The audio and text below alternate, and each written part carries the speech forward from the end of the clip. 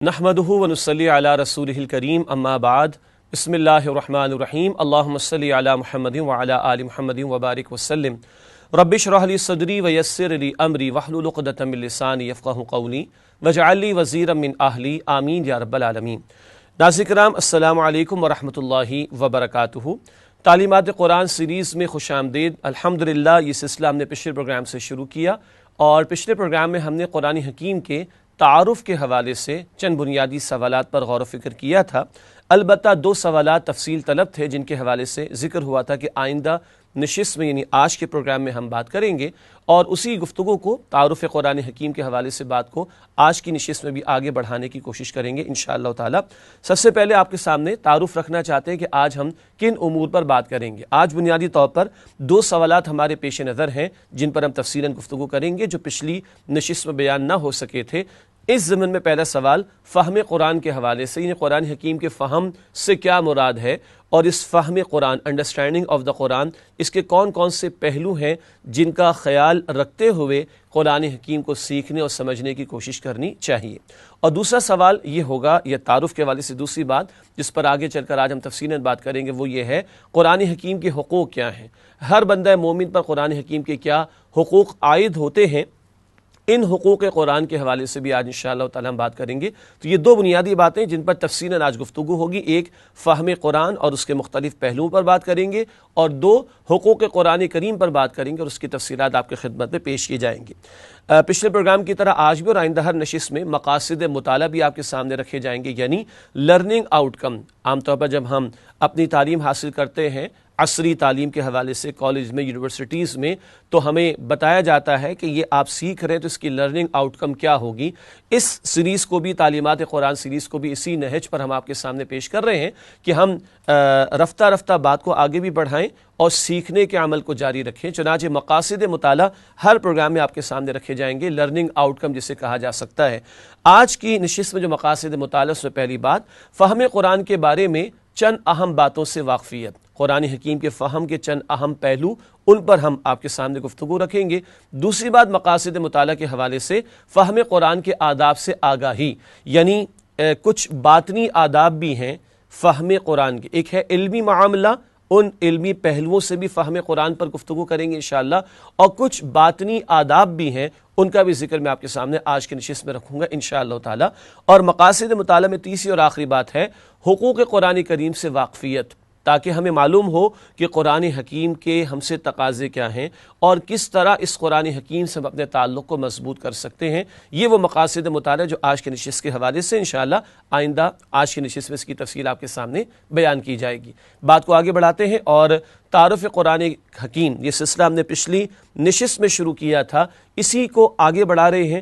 11 سوالات پر ہم نے پچھلے پروگرام میں گفتگو کی تھی، بہت سارے پہلو ہمارے سامنے آئے تھے۔ قرآن حکیم کیا ہے، قرآن حکیم کہاں، قرآن حکیم کب، قرآن حکیم کیسے نازل ہوا، قرآن حکیم کی تقسیم کس طریقے پر ہے، قرآن حکیم کی تدوین کس طریقے پر ہوئی، قرآن حکیم میں آیات کی تعداد اور رکوعوں کی تعداد اور سورتوں کی تعداد اور منازل کی تعداد اور پاروں کی تعداد، یہ تمام مباحث اور سوالات پچھلے پروگرام میں آپ کے سامنے رکھے گئے۔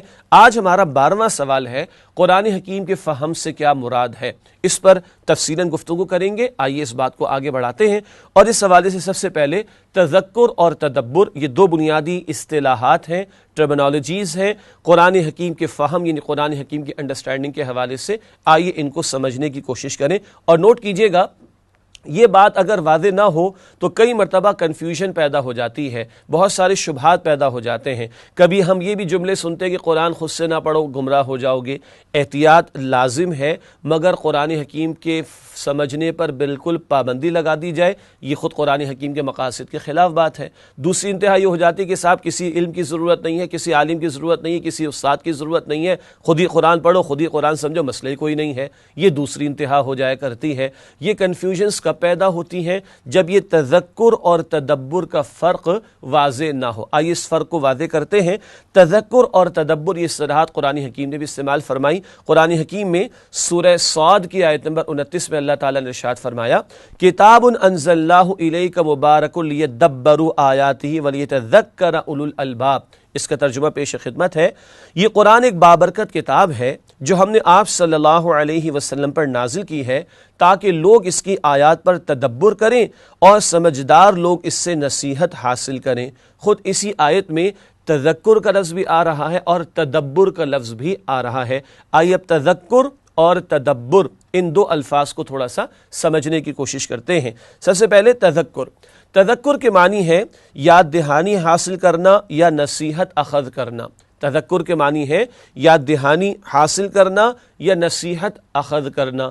یاد دہانی اس بات کی ہوتی ہے جو پہلے ہمارے علم میں تھی، شاید ہم بھول گئے ہیں، یا ہمارے اندر وہ بات فطرت میں موجود ہے مگر غفلت کے پردے پڑ چکے ہوں تو یاد دہانی کی ضرورت ہے۔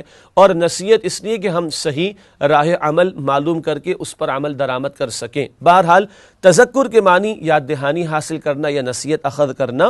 اس حوالے سے قرآن حکیم میں ایک ہی آیت ایک ہی صورت میں 4 مرتبہ آئی ہے۔ وَلَقَدْ يَسَّرْنَا الْقُرْآنَ لِلذِّكْرِ فَهَلْ مِن مُدَّكِرٍ، سورۃ القمر کی آیت نمبر 17، پھر آیت نمبر 22، پھر آیت نمبر 32، پھر آیت نمبر 40۔ ایک ہی سورۃ القمر ہے، اس کی 4 آیات ایک ہی الفاظ 4 مرتبہ دہرائے گئے، اور قرآن کہہ رہے کہ نصیحت کے لیے، ترجمہ آپ کے سامنے رکھتا ہوں، اور ہم نے آسان کر دیا ہے قرآن کو یاد دہانی کے لیے، تو کوئی ہے جو اس سے یاد دہانی حاصل کرے۔ یہ یاد دہانی اور یہ نصیحت حاصل کرنا قرآن سے، یہ انسانوں کے لیے اوپن انویٹیشن ہے۔ قرآن صرف ایمان والوں سے خطاب نہیں کرتا، قرآن یا ایھا الذین آمنوا کے ساتھ ساتھ یا ایھا الناس بھی بار بار کہتا ہے۔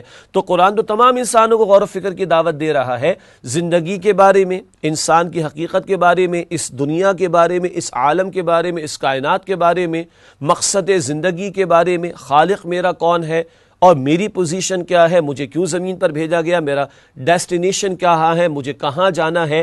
یہ جو زندگی سے متعلق بنیادی سوالات ہیں خالق کے بارے میں اور مخلوق کے بارے میں، اور مخلوق اور خالق کا باہمی ربط، اس تعلق سے قرآن نے جا بجا ہدایات عطا فرمائی اور سارے انسانوں کو ایڈریس کیا ہے۔ یہ قرآن کا وہ پہلو ہے جو سمجھنے کے اعتبار سے آسان، اور اس کی دعوت ہر ایک کے لیے قرآن پیش کرتا ہے۔ اس کو تذکر کہا جاتا ہے۔ اگلی بات کی طرف چلتے ہیں، اور وہ ہے تدبر۔ تدبر کیا ہے؟ تدبر کے معنی ہے گہرا غور و فکر۔ کیا مراد ہے اس سے؟ قرآن حکیم کے کسی حصے پر گہرا غور و فکر کر کے اس کے مضامین میں پوشیدہ حکمت و فلسفے کو سمجھ لینا تدبر فی القرآن کہلاتا ہے۔ اب یہ ایک گہری بات ہے، تفصیل طلب بات ہے، قرآن حکیم کی گہرائی میں اتر کر، گہرائی میں جا کر گہرا غور و فکر کرنا، اور پھر اس سے علم و حکمت کے موتی بھی تلاش کرنا۔ پھر رہتی دنیا تک کے لیے ہدایت نامہ ہے، تو ہر دور کے جدید مسائل پیدا ہوں گے، ان کا حل تلاش کرنے کی کوشش کرنا۔ ہر دور میں کچھ باطل نظریات جنم لیں گے، ان کا توڑ کرنے کے لیے قرآن حکیم سے رہنمائی حاصل کرنا۔ یہ ہے تدبر فی القرآن، گہرائی میں اتر کر قرآن حکیم پر غور و فکر کرنا۔ یقیناً مشکل کام ہے اور بہت وسیع کام ہے، زندگیاں کھپا کر بھی لوگ دعویٰ نہیں کر سکتے کہ اس کا حق ہم نے ادا کر دیا، اور یہ اسپیشلائزڈ نوعیت کی جاب ہے، یہ ہر ایک کے کرنے کا کام نہیں۔ اس میں ساری زندگی کھپا بھی دی جائے تب بھی حق تو یہ ہے کہ حق ادا نہ ہو سکا والی بات ہوگی۔ البتہ پہلا پہلو تذکر وہ نسبتاً آسان، اور دوسرا پہلو تدبر نسبتاً وہ گہرا اور مشکل بھی ہے۔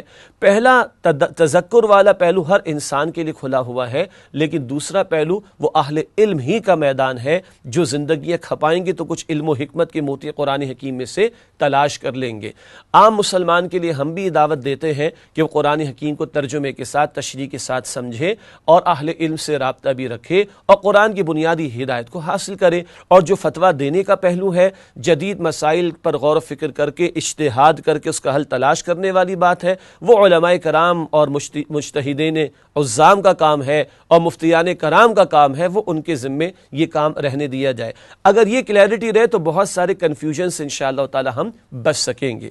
ناظرین کرام، اگلا پہلو تذکر اور تدبر کے بعد اگلا پہلو جو آپ کے سامنے رکھنا ہے وہ ہے محکم اور متشابہ آیات۔ محکم پروفاؤنڈ، کلیئر، واضح آیات، متشابہ جن میں تھوڑا شبہ ہو، یعنی جن کے معنی واضح نہ ہو، وہ ان کلیئر ہو، اور خود یہ اصطلاحات قرآن حکیم میں استعمال ہوئی ہیں۔ سورہ آل عمران کی آیت نمبر 7 میں وہاں پر محکمات کا ذکر بھی ہے، ہن ام الکتاب، قرآن نے کہا وہ قرآن کی اصل جڑ و بنیاد ہیں، اور قرآن نے کہا وہاں متشابہات بھی ہیں، اور جن کے اصل معنی اللہ ہی کے علم میں ہیں۔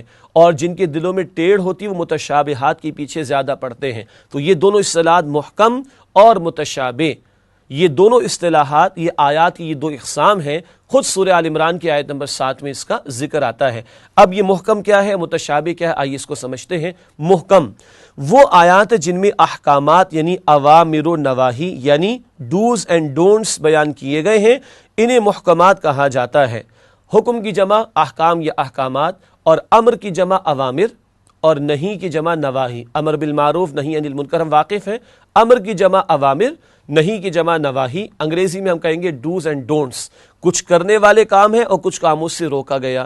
تو جن آیات میں یہ احکامات عطا ہوئے، ڈوز اینڈ ڈونٹس عطا ہوئے، کرنے والی باتیں بتا دی گئی، نہ کرنے والے کام بتا دیے گئے، یہ بہت واضح ہیں۔ قرآن کہتا ہے نماز قائم کرو، قرآن کہتا ہے زکوٰۃ ادا کرو، قرآن کہتا ہے ماں باپ کے ساتھ اس سے سلوک کرو، قرآن کہتا ہے بیویوں کے ساتھ اس سے سلوک کرو، قرآن کہتا ہے بے حیائی کو چھوڑ دو، قرآن کہتا ہے سود کو چھوڑ دو، قرآن کہتا ہے شراب کو چھوڑ دو، قرآن کہتا ہے جوئے کو چھوڑ دو۔ بات واضح ہے نا؟ ان واضح آیات ہی کو محکم آیات کہتے ہیں، محکمات کہتے ہیں، اور یہ اصل جڑ اور بنیاد کتاب کی سورہ آل عمران کی آیت نمبر 7 میں ذکر ہے۔ ہمارا زیادہ غور و فکر کا پہلو یہی ہو کہ ان آیات پر غور و فکر کیا جائے تاکہ ہدایت کا سامان میسر آئے، اور اللہ تعالیٰ کی منشا کیا ہے، اللہ تعالیٰ ہم سے کیا چاہتے ہیں، یہ بات ہم پر واضح ہو سکے۔ البتہ کچھ آیات اور ہیں جن کو متشابہات کہا جاتا ہے۔ متشابہ آیات آئیے ان کو سمجھتے ہیں، ان سے کیا مراد ہے۔ متشابہ وہ آیات جن کے مضامین کی اصل حقیقت اللہ ہی جانتا ہے اور اسے سمجھنے سے ہماری عقلیں عاجز ہیں، ایسی آیات کو متشابہات کہا جاتا ہے۔ اللہ تعالیٰ نے خود ان کی وضاحت نہیں فرمائی، رسول اللہ علیہ الصلوۃ والسلام نے وضاحت نہیں فرمائی، تو ہم کیوں اس کی بحث میں جانے کی کوشش کریں۔ قرآن حکیم میں اللہ کی کرسی کا ذکر ہے، قرآن حکیم میں اللہ تعالیٰ کے رخ انور چہرے مبارک کا ذکر ہے، قرآن حکیم میں اللہ تعالیٰ کے ہاتھ کا ذکر ہے، ایک رائے کے مطابق پنڈلی کا بھی ذکر ہے۔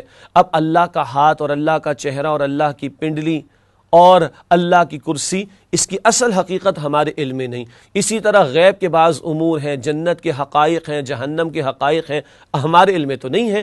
اللہ تعالیٰ نے قرآن میں کچھ اشارہ کیا مگر اصل تفصیل ہمارے علم میں نہیں ہے۔ تو ان سب پر ہمارا یہ ایمان ہے کہ یہ آیات بھی اللہ کی طرف سے ہیں، مگر ان کے معنی واضح نہیں کیے گئے، خاموشی اختیار کی جائے اور ان کی کرید میں نہ لگا جائے، ان کی بحث میں پڑھنے سے اپنے آپ کو بچایا جائے۔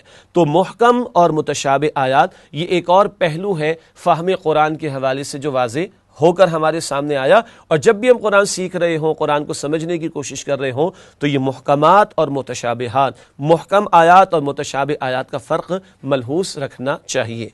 اگلا پہلو ایک اور ہے فہم قرآن کے حوالے سے، وہ ہے تاویل خاص اور تاویل عام۔ تاویل خاص اور تاویل عام۔ تاویل کے ایک معنی ہے معنی تلاش کرنا، وضاحت حاصل کرنے کی کوشش کرنا، اور ہمارے اس کو تشریح کرنا بھی کہہ دیا جاتا ہے عام طور پر۔ بہرحال تاویل کیا، کسی بات کی معنی کی تلاش کرنا اور اس کی وضاحت حاصل کرنے یا کرنے کی کوشش کرنا۔ اب تاویل ایک خاص بھی ہوتی ہے، تاویل ایک عام بھی ہوتی ہے۔ آئیے اس کو تھوڑا سا سمجھتے ہیں۔ تاویل خاص آیات کا ان کے پس منظر اور شان نزول کی روشنی میں سمجھنا تاویل خاص کہلاتا ہے۔ قرآن حکیم کی ہزاروں آیتیں ہیں، کئی آیات کا ایک شان نزول ہوتا ہے، پس منظر ہوتا ہے، کب یہ آیات نازل ہوئیں، کس واقعے کے موقع پر نازل ہوئیں، کیا سوال اٹھا تو یہ آیات نازل ہوئیں، کیا واقعہ پیش آیا تو یہ آیات نازل ہوئیں۔ اس سارے کانٹیکسٹ میں، اس سارے تناظر میں قرآن حکیم کی آیات کو سمجھنا یہ تاویل خاص کہلاتا ہے۔ مثال کے طور پر غزوہ بدر ہوا سن 2 ہجری میں، سورۃ الانفال کا نزول ہوا، سورۃ الانفال میں غزوہ بدر کے حالات پر تبصرہ ہے، اور وہیں مال غنیمت کی تقسیم کا سوال اٹھا سورہ انفال کی پہلی آیت میں، اور وہیں سورہ انفال کی آیت نمبر 45 میں مال غنیمت کی تقسیم کا ذکر بھی اللہ تعالیٰ نے فرما دیا۔ تو غزوہ بدر پیش آیا، پہلا باقاعدہ معرکہ حق و باطل کا ہوا، مسلمانوں کو فتح میسر آئی، اب مال ہاتھ آ گیا، کیا کریں؟ تو اللہ تعالیٰ نے اس کا حکم عطا فرمایا کہ مال غنیمت کی تقسیم اس طریقے پر ہوگی۔ اب جب کبھی بھی سورہ انفال کا مطالعہ کیا یا کرایا جائے گا تو یہ ریفرنس دیا جائے گا، یہ حوالہ دیا جائے گا، غزوہ بدر کی تفصیل بتائی جائے گی، مال غنیمت کے تقسیم کیے جانے کے حکم کی وضاحت کی جائے گی۔ یہ ہے تاویل خاص۔ تاویل عام کیا ہوتی ہے؟ آئیے مطالعہ کرتے ہیں۔ لکھا ہے تاویل عام قرآن حکیم کی آیات میں ایک عمومی مفہوم بھی ہوتا ہے جس کا فہم تاویل عام کہلاتا ہے، یعنی قرآن ہر دور کے لیے رہنمائی کا سامان عطا کرتا ہے۔ قرآن اپنے بارے میں خود فرماتا ہے سورۃ الانبیاء آیت نمبر 10 میں لقد انزلنا الیکم کتابا فیہ ذکرکم افلا تعقلون، یقیناً ہم نے تمہاری طرف ایک کتاب نازل کی ہے جس میں تمہارا اپنا ذکر ہے، تمہارے لیے ذکر ہے، افلا تعقلون، کیا تم عقل سے کام نہیں لیتے؟ تو یہ قرآن ہر دور کے لیے رہنمائی کا سامان بھی کرتا ہے۔ تو تعویل عام کیا ہے؟ تعویل عام سے مراد یہ ہے کہ قرآن حکیم کی آیات میں ایک عمومی مفہوم بھی ہوا کرتا ہے، ہر دور کے لیے رہنمائی موجود ہے، اس تناظر میں قرآن حکیم کو سمجھنا اور بیان کرنا یہ تعویل عام کہلاتا ہے۔ معلوم ہوا کہ آیات کا پس منظر ہوتا ہے، شان نزول ہوتا ہے، خاص کانٹیکسٹ میں وہ آیات نازل ہوا کرتی ہیں، یہ تعویل خاص ہے اور اس کا ریفرنس دیا جائے گا، لیکن ہر دور کے لیے رہنمائی کا سامان بھی قرآن حکیم میں موجود ہے۔ تو پھر تعویل عام کے طور پر ہمارے اعتبار سے کیا معنی ہے، اس کو سمجھا جاتا ہے، اس کو سمجھایا جاتا ہے، اس کو تعویل عام کہا جاتا ہے۔ اس کے بعد ناظرین کرام ایک اور اہم پہلو ہے فہم قرآن کے حوالے سے، اور وہ ہے عقائد اور اوامر و نواہی کا فہم۔ عقیدے کی جمع عقائد، جو بھی ہمارے آرٹیکلز آف فیتھ ہیں، یہ کریڈ ہے، بنیادی عقیدہ ہے، اس کی تفصیلات، اور اوامر و نواہی، یہ الفاظ پہلے بھی آئے، امر کی جمع اوامر، نہیں کی جمع نواہی، اور اوامر و نواہی سے مراد ڈوز اینڈ ڈونٹس، اللہ تعالیٰ کے احکامات۔ قرآن حکیم میں عقائد کا بیان بھی ہے، قرآن حکیم میں احکامات کا ذکر بھی ہے، ڈوز کا بیان بھی ہے، ڈونٹس کا تذکرہ بھی ہے۔ اس سارے تناظر میں فہم قرآن کے حوالے سے کن باتوں کو پیش نظر رکھنا چاہیے، آج اس کا ذکر مختصراً آپ کے سامنے رکھتے ہیں۔ قرآن حکیم میں عقائد اور زندگی کے مختلف شعبہ جات کے حوالے سے جو اوامر و نواہی دیے گئے ہیں، ان کے فہم کے لیے ہمیں احادیث مبارکہ، سنت نبوی صلی اللہ علیہ وسلم، اقوال و آثار صحابہ کرام رضی اللہ تعالی عنہم اجمعین اور سلف صالحین رحمۃ اللہ علیہم کی تعلیمات اور عمل سے رہنمائی لینی چاہیے۔ کئی باتیں اس میں ہیں۔ قرآن 14 صدیوں پہلے نازل ہوا، مگر صاحب قرآن محمد مصطفیٰ صلی اللہ علیہ وآلہ وسلم پر نازل ہوا، تو قرآن حکیم کی اولین وضاحت تو خود رسالت مآب نے فرمائی صلی اللہ علیہ وآلہ وسلم۔ آپ کے مبارک ارشادات سے قرآن حکیم کی وضاحتیں ہمیں میسر آتی ہیں۔ پھر قرآن حکیم کی تعلیمات اللہ کے پیغمبر علیہ الصلوۃ والسلام نے صحابہ کرام کو سکھائیں۔ قرآن حکیم کیسا معاشرہ ہم سے چاہتا ہے کہ قائم ہو، اس کو اگر ہمیں دیکھنا ہے تو صحابہ کرام کا معاشرہ دیکھنا ہوگا، اور یہ صحابہ کرام وہ ہیں کہ جن کے دور میں قرآن نازل ہوا، اور کتاب و سنت کی بنیاد پر پہلا معاشرہ ان صحابہ کرام کا قائم ہوا، وہاں سے ہمیں قرآن کی سیکھنے کی کوشش کرنی ہوگی۔ مزید برآں اللہ کے پیغمبر علیہ الصلوۃ والسلام کی حدیث جمعے کے خطبات میں ہم سنتے ہیں، خیر القرون قرنی ثم الذین یلونہم ثم الذین یلونہم۔ اللہ کے پیغمبر علیہ الصلوۃ والسلام نے فرمایا کہ تمام ادوار میں بہترین دور میرا دور ہے، صحابہ موجود، پھر وہ جو ان کے بعد ہوں گے تابعین، پھر وہ جو ان کے بعد ہوں گے تبع تابعین۔ یہ خیر القرون ہے، یہ اس امت کے 3 بہترین ادوار ہیں جن کے بہترین ہونے کا ذکر اللہ کے پیغمبر علیہ الصلوۃ والسلام نے فرمایا۔ تو جو فرسٹ ہینڈ نالج ہے قرآن کے بارے میں، وہ ہمیں ان 3 جنریشنز سے ملے گی۔ اللہ کے پیغمبر علیہ السلام تو ہے ہی ہیں، آپ کے صحابہ، پھر اگلی جنریشن تابعین، پھر اگلی جنریشن تبع تابعین کی۔ یہ وہ بہترین ادوار ہے کہ جہاں تک ہمیں جانا ہوگا عقائد کے اعتبار سے۔ اب ایسا نہیں کہ امت کے عقیدوں میں اضافہ ہو جائے گا یا عبادات میں اضافہ ہو جائے گا، جو سیٹلڈ معاملات حلال اور حرام کے وہ تو انہی ادوار سے ہمیں ملیں گے۔ ہاں کوئی جدید مسائل پیش آئیں گے تو مجتہدانہ بصیرت رکھنے والے علماء کرام قرآن و سنت کے دلائل اور اسلاف کی تعلیمات کو سامنے رکھ کر جدید مسئلے کا حل تو بتا دیں گے۔ حلال حرام کے بھی مسائل میں بعض جدید باتیں آئیں گی، نئے مسائل آئیں گے، لیکن جو 14 صدیوں سے اگریڈ اپون باتیں چلی آ رہی ہیں اس میں تو کوئی اضافہ ممکن نہیں۔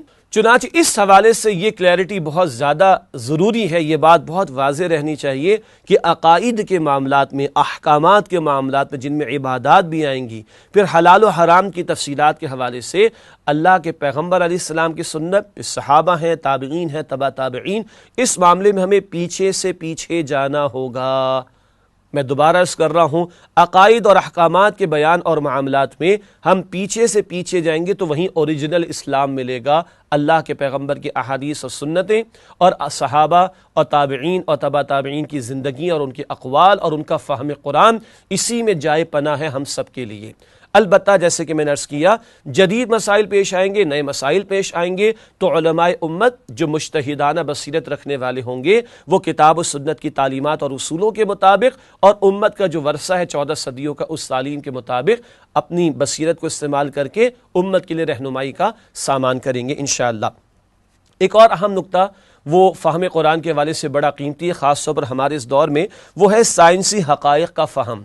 قرآن حکیم سائنسی حقائق کی کتاب تو نہیں ہے مگر ذکر کرتا ہے، اور آج کے دور میں بڑا ایک ہاٹ ایشو ہے نا قرآن اینڈ ماڈرن سائنس، اور اس حوالے سے بعض حضرات بہت آگے بھی چلے جاتے ہیں، تو درمیانی اور اعتدال کی بات کیا ہے آئیے اس کا ذکر کرتے ہیں۔ قرآن حکیم میں بعض سائنسی حقائق بھی بیان کیے گئے ہیں یا ان کی طرف اشارے کیے گئے ہیں، ان کے فہم کے لیے ہمیں جدید سے جدید تحقیقات سے استفادہ کرنا ہوگا۔ کیا مطلب؟ ظاہری بات ہے کہ بہت سارے معاملات کی طرف قرآن نے اشارہ کیا ہے، لیکن یاد رہے قرآن سائنس کی کتاب نہیں ہے، قرآن تو ہدایت کی کتاب ہے۔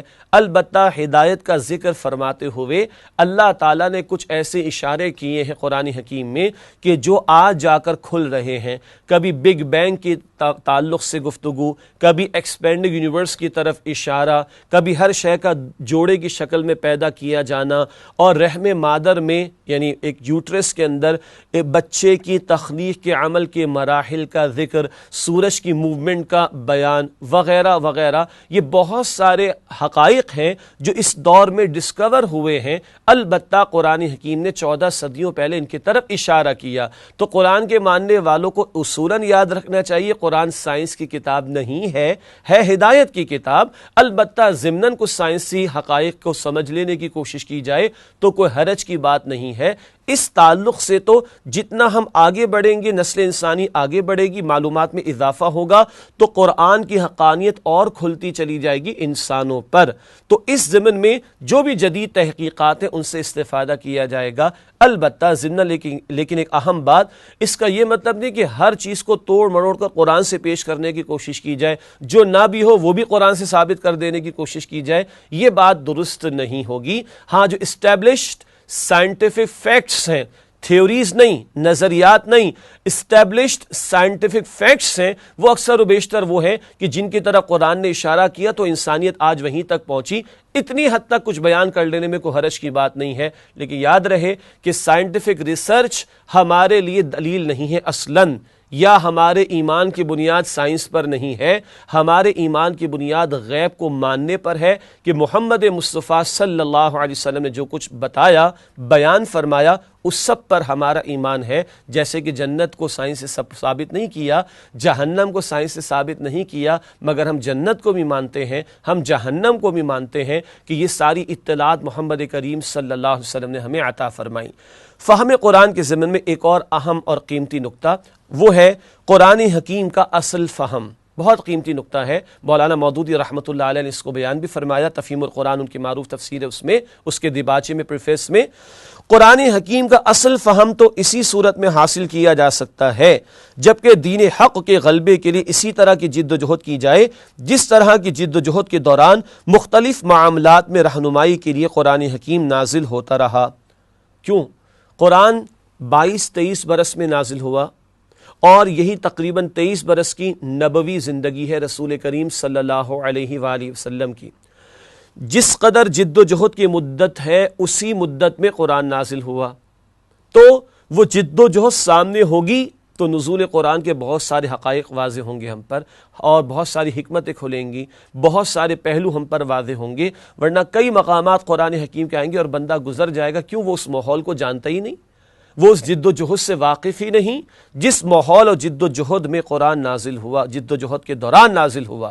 اور میں عرض کیا کرتا ہوں، مولانا مودودی رحمۃ اللہ علیہ نے بھی لکھا، پھر قرآن صرف ڈرائنگ روم میں بیٹھ کر اور اے سی لگا کر اور ٹانگیں پھیلا کر سمجھنے والا کلام نہیں ہے، کبھی تمہیں غزوہ بدر کو بھی سامنے رکھنا ہوگا، بدر کے میدان کو بھی سامنے رکھنا ہوگا، کبھی احزاب کا موقع ہوگا اور پیٹ پر بندھے ہوئے پتھر بھی ہوں گے، کبھی فاقے بھی آئیں گے، کبھی سارا عرب امٹ کر آ جائے گا مسلمانوں کو مٹا دینے کے لیے، کبھی غزوہ تبوک بھی دکھائی دے گا ایکسٹینشن کے لیے اس انقلاب کی جو رسول اللہ علیہ السلام نے برپا فرمایا۔ وہ جد و جہد سامنے ہوگی تو پھر قرآن سے اور ہدایت ملے گی۔ خود قرآن نے اسی انداز سے ایک بات بیان فرمائی، سورۃ العنکبوت کی آخری آیت عنکبوت آیت نمبر 69 ہے 69، والذین جاہدوا فینا لنہدینہم سبلنا وان اللہ لمع المحسنین۔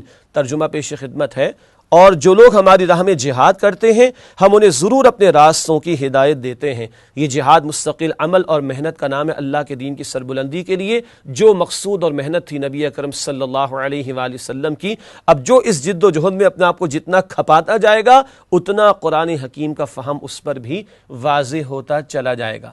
ناظرین کرام، یہ چند پہلو ابھی آپ کے ہمارے سامنے آئے۔ قرآن حکیم کے فہم کے حوالے سے تذکر اور تدبر کا ذکر بھی ہوا، محکم اور متشابہ آیات کا بیان بھی ہوا، تعویل خاص اور تعویل عام کا تذکرہ بھی ہوا، عقائد اور اوامر و نواہی کے ذیل میں پیچھے سے پیچھے جانا، سائنسی حقائق کے تعلق سے آگے جا کر معلومات سے استفادہ کرنا، اور قرآن حکیم کے اصل فہم کے لیے مستقل ایک جد و جہد میں لگنا۔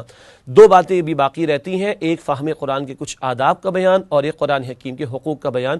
ایک وقفہ لیتے ہیں اور اس کے بعد آپ سے ملاقات کرتے ہیں انشاءاللہ تعالی، اور ان باتوں کا آپ کے سامنے پیش کریں گے۔ السلام علیکم ورحمۃ اللہ وبرکاتہ۔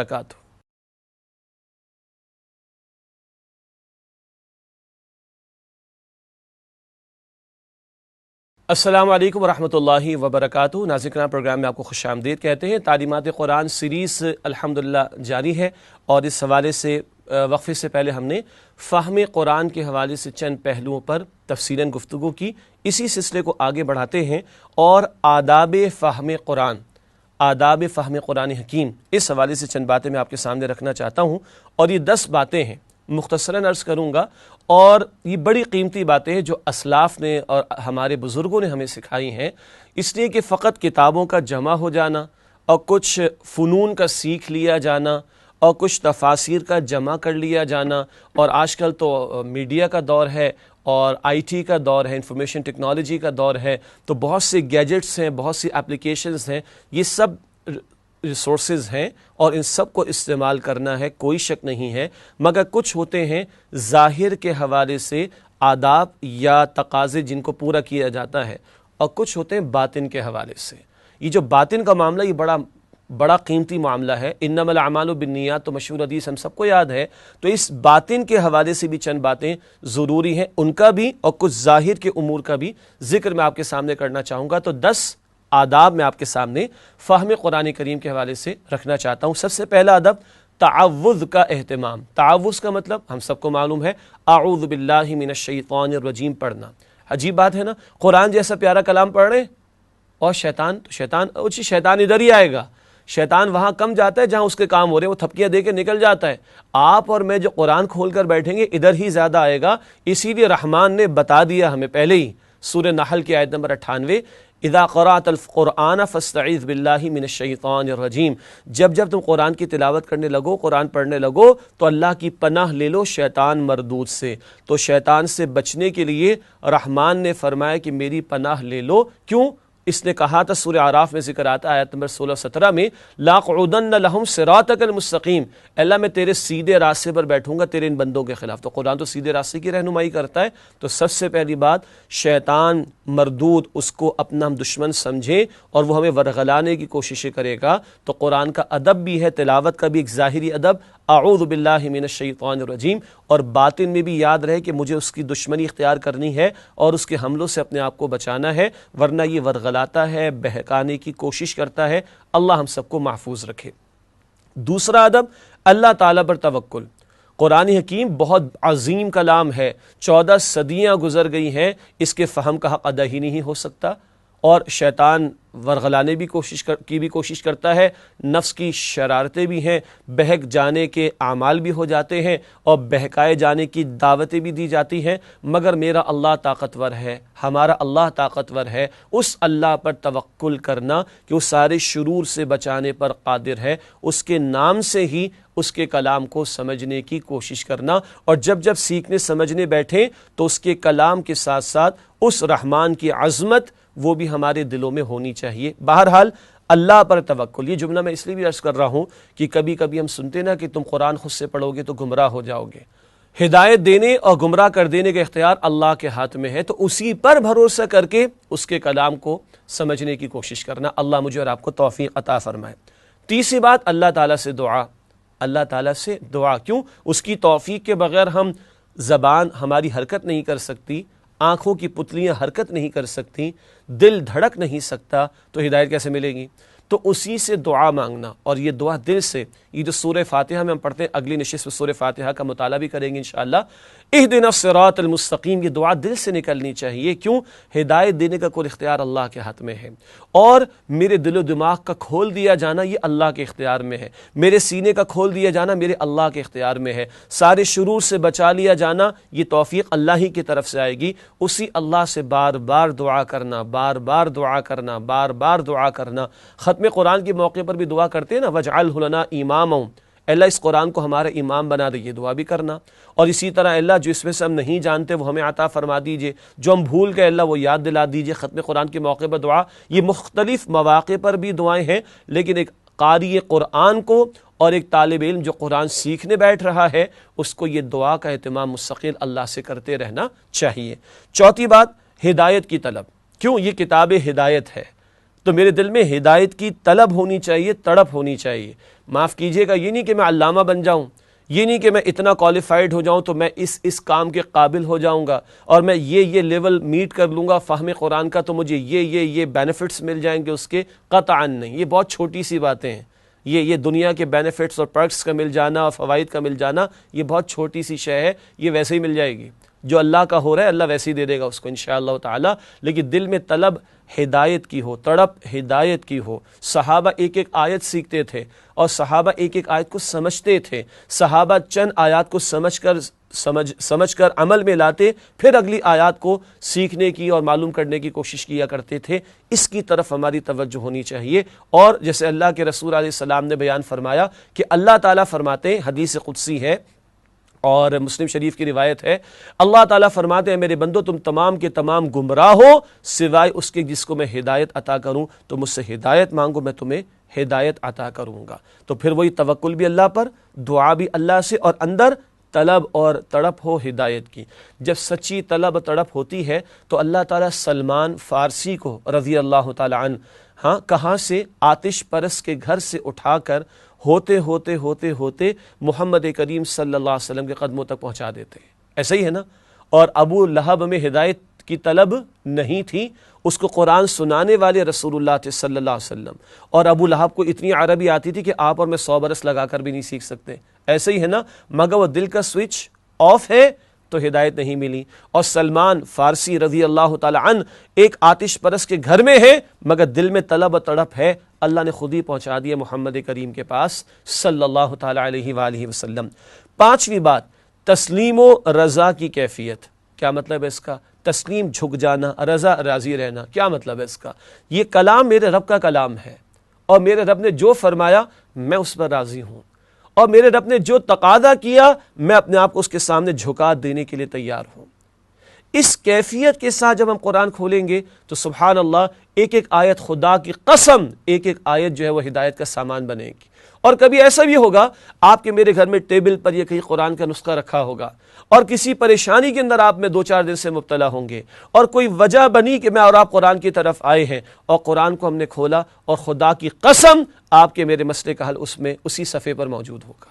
کر کے دیکھیے، جب اس کیفیت میں بندہ ہو کہ میرے مالک تو نے جو فرمایا وہ برحق ہے، میں غلط ہو سکتا ہوں، مالک تو نے جو فرمایا میرا فرض بنتا ہے کہ میں اپنے آپ کو تیرے سامنے جھکا دوں، بس میرے اندر کمی ہو سکتی ہے، لیکن یہ اعتراف بھی بندہ کر لے اور اس تسلیم و رضا کی کیفیت پر آ جائے تو اللہ کی قسم یہ کتاب ہدایت لگے گا یہ میرے لیے ہے، اللہ مجھ سے کلام کر رہا ہے، یہ آج 21ویں صدی ہے، یہ سن 2016 ہے، یہ میرے مسائل کا بیان ہو رہا ہے، یہ میرے گھر کے مسئلے کا بیان ہو رہا ہے، یہ میرے محلے کے مسئلے کا بیان ہو رہا ہے، یہ میری تصویریں جو میرا اللہ میرے سامنے رکھ رہا ہے۔ مگر یہ مقام کب آتا ہے؟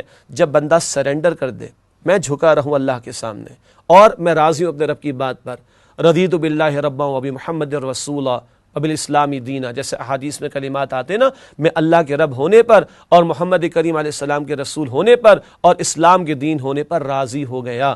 یہ ہے جو اندر کی بھی کیفیت ہو، راضی رہنا، راضی برضائے رب، اور تسلیم کی کیفیت کہ اپنے آپ کو جھکائے رکھنا ہے اپنے رب کے احکامات کے سامنے۔ چھٹی بات، تعصب سے پاک رہنا۔ کیا مطلب؟ یہود کا مسئلہ کیا ہوا؟ یہ قرآن تو بنی اسرائیل سے کہاں چلا گیا؟ بنی اسماعیل میں ہم تو نہیں مانتے، حسد کا شکار ہوئے بھاگ لیے وہاں سے، ایسا ہی ہے کہ نہیں؟ یہ تو تھا کھلے کفار کا معاملہ۔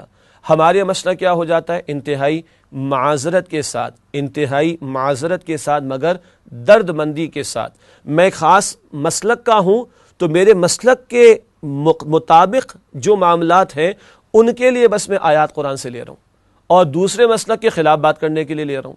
تو کیا قرآن کو میں نے کتاب ہدایت مانا ہے یا کتاب مسلک مانا ہے؟ جی چن چن کے بس اپنے مکتب فکر کی آراء کے دلائل جہاں سے مل جائیں وہ آیات لے لو اور باقی قرآن کو چھوڑ دیا جائے۔ تو یہ کیا لیا میں نے؟ قرآن سے پک اینڈ چوز ہم کریں گے اپنی مرضی کا قرآن بنانے کی؟ استغفر اللہ، نہیں، ہر تعصب سے پاک۔ پھر ایک اور بات ہے، وہ بات آگے بھی آ رہی ہے، لیکن یہ کہ تعصب یہ بھی ہو جاتا ہے، اچھا میں تو یہ کام کر رہا ہوں اور قرآن تو اس کے برعکس بات کر رہا ہے، تو اب میں صحیح ہوں یا قرآن صحیح ہے؟ ظاہری بات ہے قرآن صحیح ہے، لیکن اگر تعصب آ گیا تو اب میں اس کی کوئی تعویل کروں گا، ہے نا؟ تعویل کرنے کا مطلب من چاہی کو تشریح کروں گا، میں کوئی وے آؤٹ نکالوں گا تاکہ میں صحیح ثابت ہو جاؤں۔ سود حرام ہے، حرام ہے، نہیں لیکن یہ سود تو آج کا سود ہے نا، یہ آج کا سود ہی تھوڑا ہی ہے، یہ سود تو قرآن نے جو بنا کیا وہ 14 صدیوں پرانا تھا۔ آج تو بڑے اچھے اسٹیبلشڈ بینکس ہیں، بڑے اچھے اسٹیبلشڈ کمرشل انسٹیٹیوشنز ہیں، لوگ کماتے سود بھی ادا کرتے، کوئی مسئلہ ہی نہیں ہے، چلو یہ میرے لیے نہیں ہے۔ انا للہ و انا الیہ راجعون، یہ خطرناک مسئلہ۔ تو کہیں کسی گروہ میں ہونے والا تعصب، کسی مسلک ہی میں ہونے والا تعصب آڑے آ سکتا ہے، اور کبھی ایسا بھی ہو سکتا ہے، اللہ ہم سب کی حفاظت فرمائے، کہ میرے خلاف بات جا رہی ہے تو میں قرآن کی بات کو ادھر ادھر کر کے اپنے مطلب کی بات نکالنے کی کوشش کروں، تو پھر قرآن سے ہدایت نہیں ملتی، پھر بندہ گمراہ ہوتا ہے۔ اللہ ہم سب کی حفاظت فرمائے۔ 7ویں بات، قرآن کریم کے تابع ہونا۔ ہاں، اللہ نے قرآن میرے لیے عطا فرمایا تاکہ میں اس قرآن کے تابع ہو جاؤں۔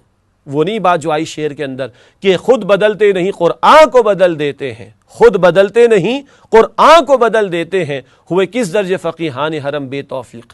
تو بھائی قرآن کے تابع ہونا ہے، نہ کہیں کہ قرآن کو اپنے تابع کر لیں اور اپنی من چاہی باتوں کے لیے قرآن سے دلائل نکالنا شروع کر دیں۔ کوئی سیاسی جماعت والا ہو تو 2 آیتیں نکال کر اپنے موقف کے لیے پیش کر دے، کوئی رشتہ دار کے خلاف بات کرنا چاہے تو مطلب کی بات نکال کر پیش کر دے، اور مطلب کا قرآن لے لیا اور قرآن کے تابع ہونے کی کوشش نہیں کی جا رہی۔ نہیں، تابع ہونا ہے ہم نے قرآن حکیم کے۔ یہی ختم قرآن کے موقع پر دعا کرتے ہیں، وَاجْعَلْهُ لَنَا إِمَامًا، اے اللہ اس قرآن حکیم کو ہمارا امام بنا دیجئے۔ تو امام آگے ہوتا ہے اور ہم اس کے پیچھے پیچھے ہوتے ہیں۔ 8ویں بات، ظاہر و باطن کی پاکیزگی۔ ظاہر کی پاکیزگی، جب ہم قرآن کی تلاوت کرتے ہیں، جب قرآن حکیم لے کر ہم بیٹھتے ہیں تو پاکیزہ لباس بھی پہنتے ہیں، باوضو بھی بیٹھتے ہیں۔ بہت اچھا ہے جب موقع ہو تو قبلہ رخ بھی ہو جائیں، ایسے ہی ہے نا، اور قرآن حکیم کے نسخے کی قدر بھی کرتے ہیں، اس کو چومتے بھی ہیں، سینے سے بھی لگاتے ہیں، بہت اچھی بات ہے۔ یہ ظاہر کی کچھ پاکیزگی کا معاملہ ہے۔ ایک باطن کی پاکیزگی بھی ہوتی ہے۔ باطن میں اگر تکبر ہے، شیطان تکبر کر کے مر گیا تھا، وہ بھی راندہ درگاہ ہو گیا تھا۔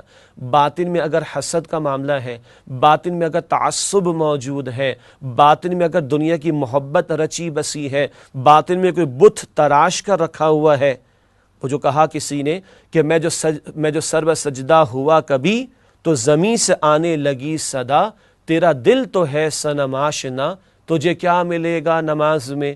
اگر اندر کوئی بت بنا کر رکھے ہوئے ہیں اور ان کی پوجا پاٹ ہو رہی ہے تو اس باطن کی گندگی کے ساتھ قرآن کا فہم تو نہیں ملتا، قرآن سے ہدایت تو نہیں ملتی۔ تو تکبر ہے، حسد ہے، تعصب ہے، دنیا کی محبت رچی بسی ہے، یا کوئی بت اور تراش کر رکھے ہوئے ہیں، شہرت کا بت ہوگا اور فیم کا بت ہوگا۔ اگر ان گندگیوں کے ساتھ کوئی قرآن حکیم کے فہم کے لیے بیٹھا ہے تو بڑا مشکل معاملہ ہے۔ ایسے باطن کے گندے تصورات یا معاملات کے ساتھ قرآن کا فہم نہیں ملتا۔ اللہ ہمیں محفوظ رکھے۔ 9ویں بات جس کی طرف وقفے سے پہلے اشارہ بھی کچھ ہوا تھا، وہ ہے اسلاف سے جڑے رہنا۔ 14 صدیوں پہلے قرآن نازل ہوا نا۔ آج کے ہمارے دور میں کبھی کبھی کوئی دانشور کھڑا ہوتا ہے، inverted comma claiming to be intellectual کھڑا ہوتا ہے اور وہ کہتا ہے فلاں فلاں بات 14 صدیوں میں کسی کو سمجھ نہیں آئی، میں آپ کو سمجھا رہا ہوں۔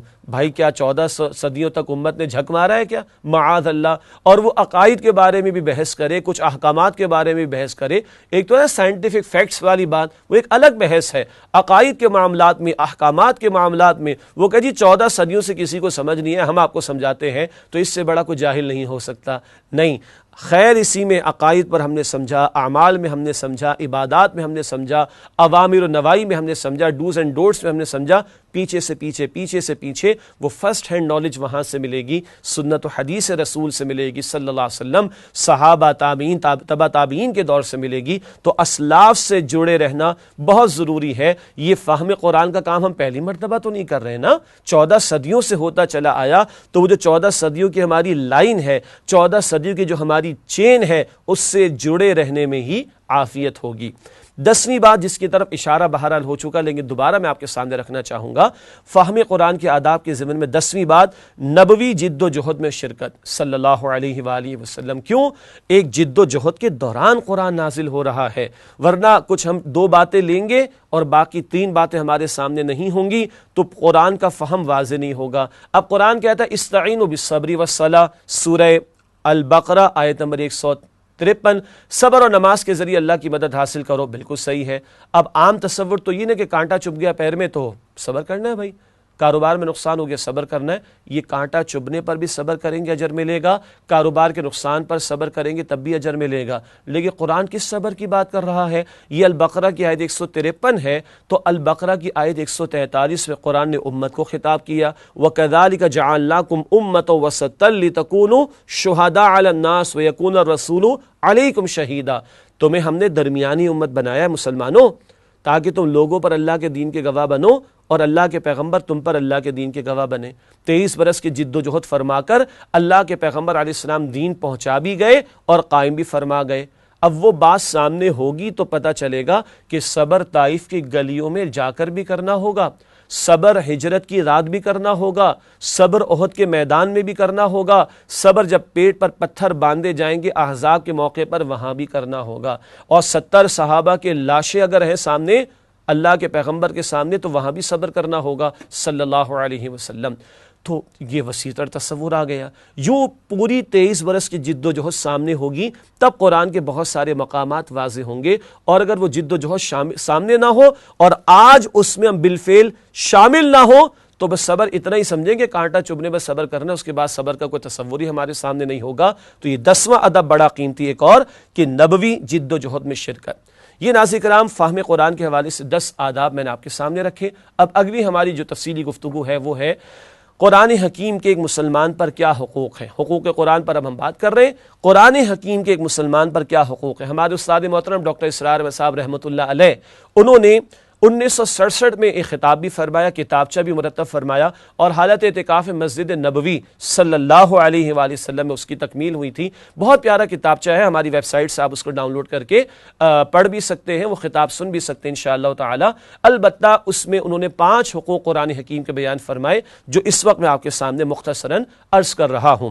پہلا حق ایمان و تعظیم، یعنی دل کی گہرائیوں سے ماننا کہ قرآن حکیم اللہ کا کلام ہے۔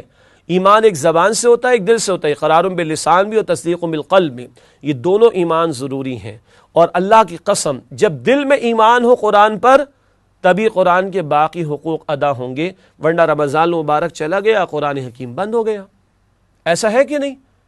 تلاوت دور کی بات ہو گئی، سمجھنے کا تو ٹائم ہی نہیں لوگوں کے پاس، اور عمل کرنے کی بات کرو تو پتہ تو ہو کہ کرنا کیا اور کیا نہیں کرنا۔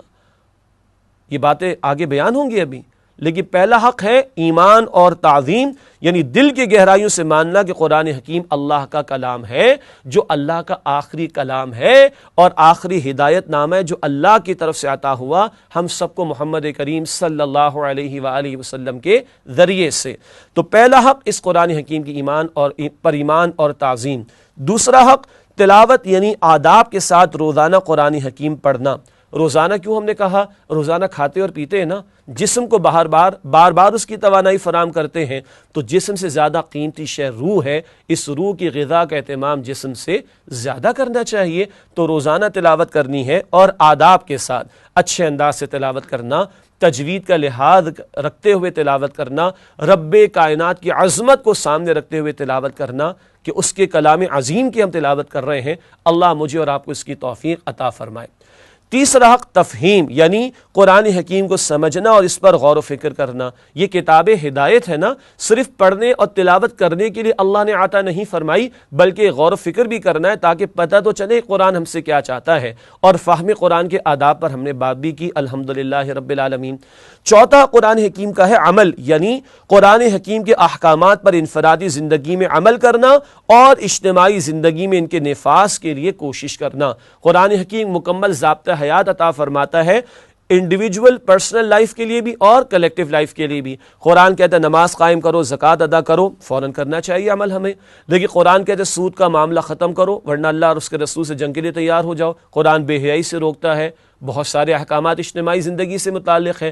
قرآن چور کی سزا بیان کرتا ہے، ڈاکو کی سزا بیان کرتا ہے، زانی کی سزا بیان کرتا ہے، قاتل کی سزا بیان کرتا ہے۔ وہ آپ اور میں اکیلے تو قائم و نافذ نہیں کر سکتے ان سزاؤں کو، اس کے لیے اجتماعی ماحول، ایک ریاست کی ضرورت ہے جہاں اجتماعی طور پر ان احکامات کا نفوذ ہو اور یہ نافذ کیے جائے۔ تو قرآن حکیم صرف پڑھنے کے لیے نہیں ہے، سمجھنے کے لیے بھی ہے، اور سمجھنے کے بعد چھاپ دینے کے لیے فقط نہیں ہے، بلکہ اس کا نفاذ انفرادی اور اجتماعی دونوں پہلوؤں کے اعتبار سے پوری زندگی میں ہونا چاہیے۔ پانچواں قرآن حکیم کا ہے تبلیغ، یعنی قرآن حکیم کی تعلیمات دوسروں تک پہنچانا۔ کیوں؟ ختم نبوت ہو چکی مگر کار رسالت باقی ہے۔ وہ خبریں جو آتی تھی غیب کی، وہ نبی پاک علیہ السلام پر معاملہ ختم ہو گیا، ختم نبوت ہو گئی، مگر کار رسالت پہنچانے والا کام ابھی باقی ہے۔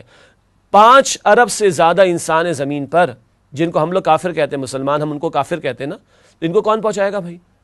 اور یہ ساری امت نے کام کرنا ہے، 2-4 اداروں یا 2-4 جماعتوں یا کچھ علماء کے کرنے کا کام نہیں، یہ ساری امت کی ذمہ داری ہے کہ اس کے پیغام کو دوسروں تک پہنچایا جائے۔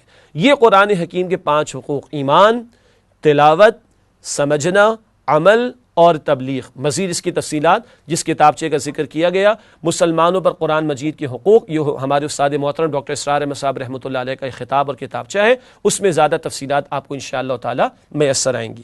ناظرین کرام، الحمدللہ قرآن حکیم کے حقوق کا بیان بھی ہوا۔ پروگرام کے آخر میں 2 باتیں آپ کے سامنے رکھتے ہیں۔ حاصل مطالعہ، آج ہم نے حاصل مطالعہ سے مراد کیا ہے؟ جو کچھ سمجھا بس اس کا چند پوائنٹس کی صورت میں ریکیپ ہو جائے۔ 3 باتیں ہیں۔ پہلی بات، فہم قرآن کے مختلف پہلو، یعنی قرآن حکیم کو سمجھنے کے حوالے سے کچھ پہلوؤں کا ذکر ہمارے سامنے آیا تفصیل سے الحمدللہ۔ دوسرا، فہم قرآن کریم کے آداب، کچھ باطنی آداب بھی تھے، کل 10 آداب کا بیان ہمارے سامنے آیا۔ اور آخری بات ہم نے سمجھی، حقوق قرآن کریم کی وضاحت، 5 حقوق ہمارے سامنے آئے: ایمان، تلاوت، فہم، عمل اور تبلیغ۔ ناظرین کرام، پروگرام کے آخر میں ہمیشہ کی طرح حدیث رسول پیش خدمت ہے۔ فرمان نبوی صلی اللہ علیہ وسلم، قرآن کی ایک آیت کو سمجھ لینا 100 رکعت نفل سے زیادہ افضل ہے۔ ابن ماجہ شریف کی حدیث ہے۔ ایک آیت کو سمجھ لینا، ترجمہ بھی، تقاضا بھی، مسئلہ کیا بیان ہوا؟ ایک آیت کو سمجھ لینا 100 رکعت نفل سے زیادہ افضل ہے۔ اللہ ہمیں فہم قرآن کے لیے مزید کوششیں کرنے کی توفیق عطا فرمائے۔ ناظرین کرام، اسی کے ساتھ پروگرام کا وقت ہوتا ہے مکمل۔ اگلے پروگرام میں انشاءاللہ آپ سے ملاقات کریں گے، اور اگلے پروگرام میں انشاءاللہ سورۃ الفاتحہ کا مکمل مطالعہ آپ کی خدمت میں پیش کیا جائے گا۔ تب تک کے لیے اجازت، وآخر دعوانا ان الحمدللہ رب العالمین، والسلام علیکم ورحمۃ اللہ وبرکاتہ۔